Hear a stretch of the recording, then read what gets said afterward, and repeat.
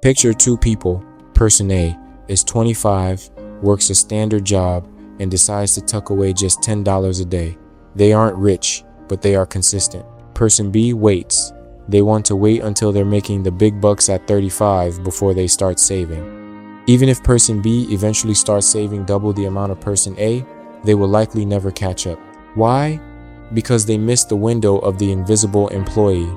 Compound interest is the only employee that works 24 hours a day, never takes a lunch break, and never asks for a raise, but most people are accidentally firing them before they even start. Albert Einstein reportedly called it the eighth wonder of the world, and today on Money Logic, I'm going to show you how to put that wonder to work for you. We're moving past simple math and diving into the logic of explosive growth. If you've ever felt like you're running on a financial treadmill, this is how you finally hit the accelerate button. To understand how person A beats person B, we have to look at the logic behind the math. Most people think money grows like a ladder one step at a time, but compound interest is more like a snowball rolling down a mountain. Imagine you're at the top of a peak. You pack a small ball of snow, that's your principle. You give it a push. At first, it's slow. It rotates once and it's barely any bigger. It rotates again, still nothing impressive. This is the boring middle, where most people give up and stop investing because they don't see the magic yet. But here is where the logic flips. As that ball moves, it isn't just the original core picking up snow. The new layers of snow are now picking up even more snow. By the time it reaches the bottom of the hill, it's a literal avalanche.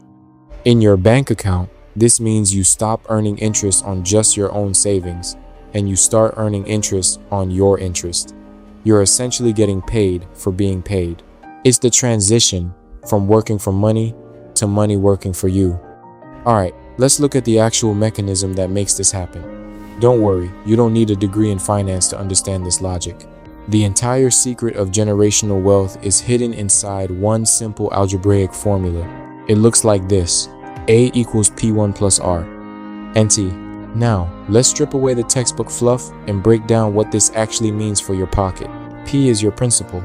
This is the seed money, the cash you put into the ground on day one. R is the rate of return. This is the weather. If you leave your money in a traditional savings account, your rate is practically zero. It's a financial drought. If you put it into a broad market index fund, historically, you're looking at an average of around 7 to 10%. N is the compounding frequency. This is how often the bank or the market checks your balance and hands you your interest. It could be once a year, once a month, or even daily. The more frequent, the faster the snowball spins. But look closely at the top of the formula. See that little t? That stands for time.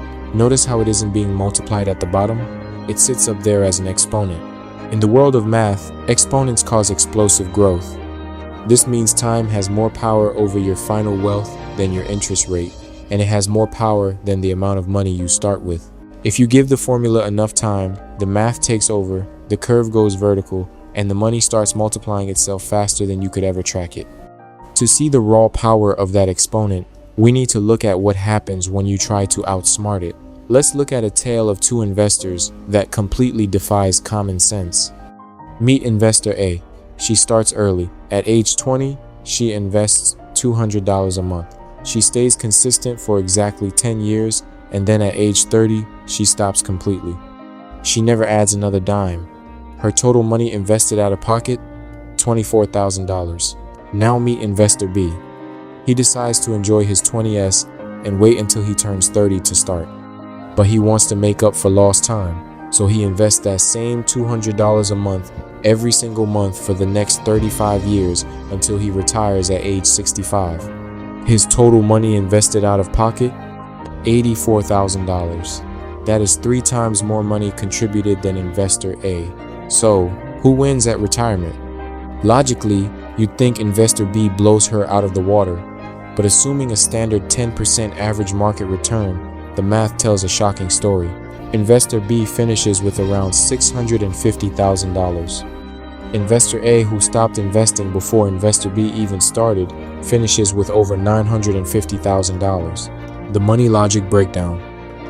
Investor A beat investor B by nearly $300,000 while investing $60,000 less cash. Why? Because by the time investor B started, investor A's exponent had already taken over. Her snowball was already too massive to catch.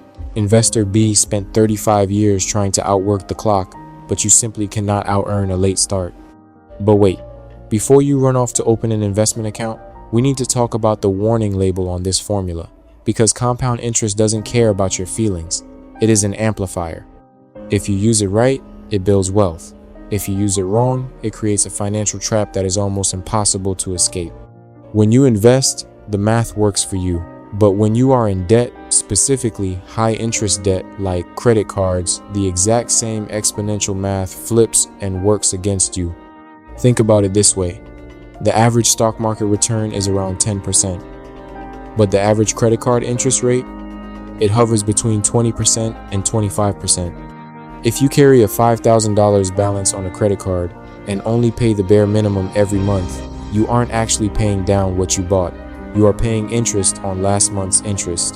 The credit card company's snowball is rolling down your hill, burying your income.